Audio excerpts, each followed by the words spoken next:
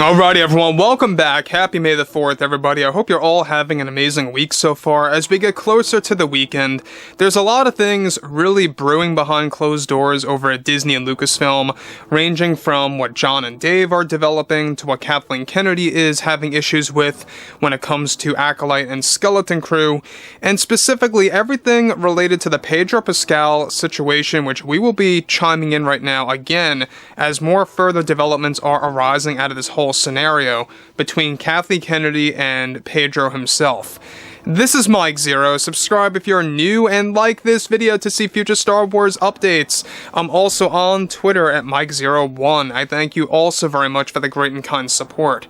So, the whole Pedro Pascal situation, in case you guys have not been caught up, to really kind of make things real simple, he was fired from the Skeleton Crew, specifically and strictly. He's still okay with Mando 4 and other projects, but for this one project in particular, he was let go by Kathleen Kennedy, and as it turns out, there's more to the story than what was actually, brewing beforehand between himself, Jon Watts, and Kathleen Kennedy.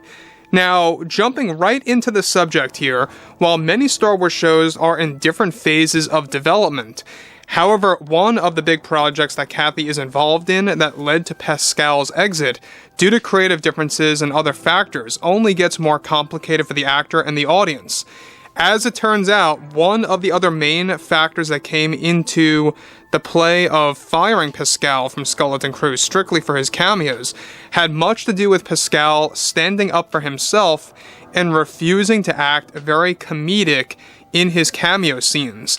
The idea came from both Kathleen Kennedy and Jon Watts, who wanted to essentially marvelize Din Djarin into a Tony Stark type figure of humor.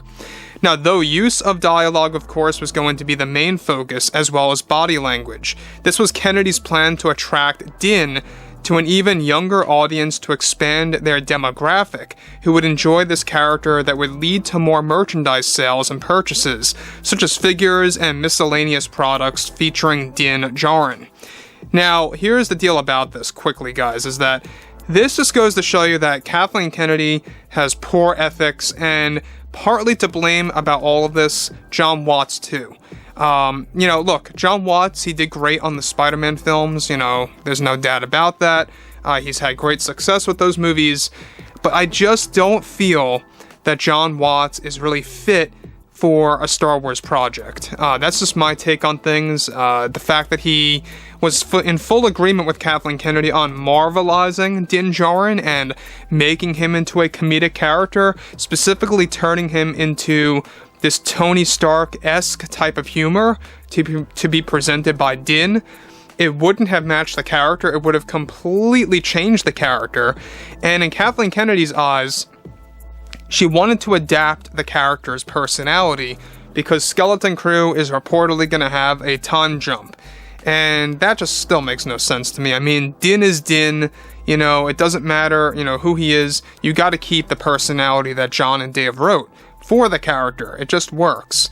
So, this is where you fall into more issues. I'm happy that Pedro Pascal stood up for himself, and I've been very much forward about this, that I'm not the biggest fan of Pedro as a person, but I think he's a great actor. I think he does a great job there with many of his projects like The Last of Us, The Unbearable Weight of Massive Talent, great comedy film with Nick Cage. He did a great job on that, check it out. But there's a lot of other things that have actually been going into this whole scenario between, Pascal and Kathleen Kennedy. So moving on to the next thing here is that Pedro was also repulsed by this idea coming from both Watts and Kennedy, and it led to very big complications. Pedro, yes, wanted to have his mask off many times, and that too led to his removal from the show. But the creative differences of turning Din into a comedic and marvelized character was the nail in the coffin for Pedro, where he broke loose and stood up for himself to not just Kennedy, but to the Disney executives. Now, keep in mind, I'm very happy that Pedro stood up for himself and knew what was right for the character and for the fans, so I really got to give Pedro a lot of credit on that part. The fact that he really cared about the fandom enough to the point where he was willing to really jeopardize his role as Din Djarin in Skeleton Crew, in which, you know, technically he did jeopardize it. You know, he got fired from the show and let go. Now, granted that he only had cameos, alright? 2 major cameos. You know, reportedly in 1 episode in the beginning and 1 episode toward the very end of Skeleton Crew. And it was all linked toward saving the children and Jude Law's character, who is called the Teacher, who is or was a Jedi. So, the thing about this, though, too, is once again, this is just going to show you that Kathleen Kennedy does indeed have very poor ethics. This is where things begin to expand further, is that given Kennedy has almost full control over the show, Disney was able to only do so much. Even Jon Watts, surprisingly, was open to dropping the comedic style toward Din Djarin. But Kennedy also had arguments with Jon Watts on challenging that, and was sticking to her plan regardless.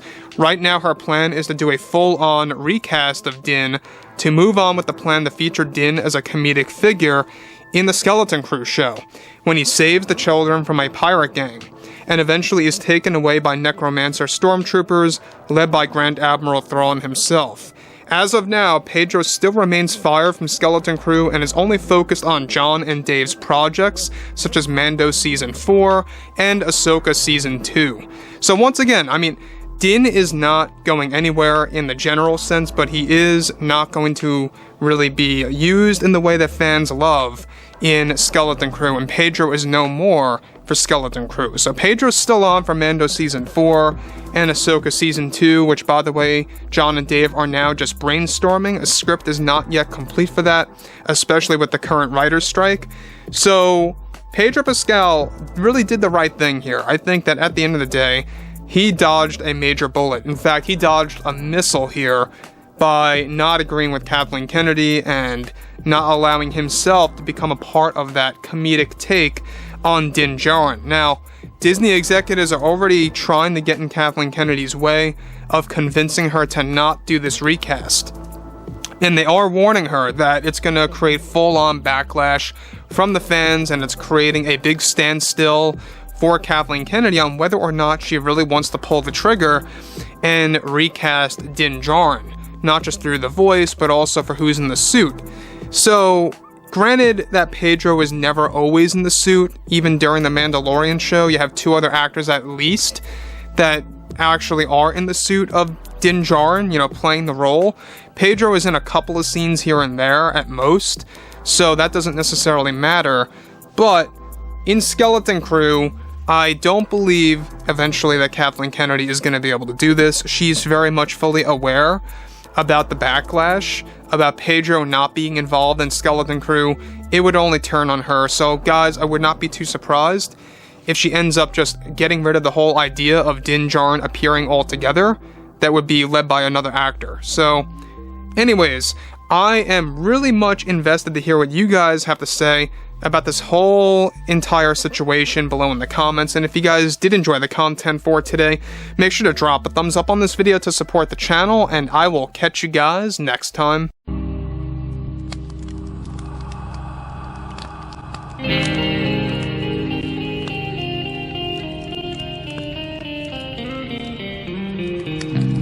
Gun in hand, we are alone again.